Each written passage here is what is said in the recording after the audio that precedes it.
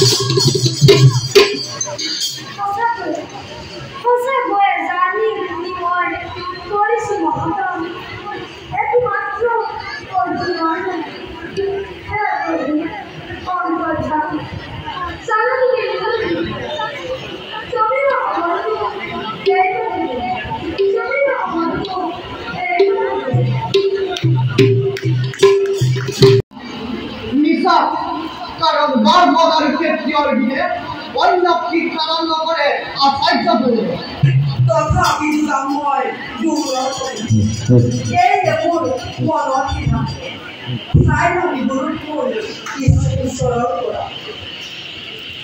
যোৱা একলব্য ভগৱানৰ কৰিছোঁ প্ৰাৰ্থনা মনোবাঞ্ছা পূৰ্ণ কৰোঁ আৰু মই যাওঁ লক্ষ্যহীন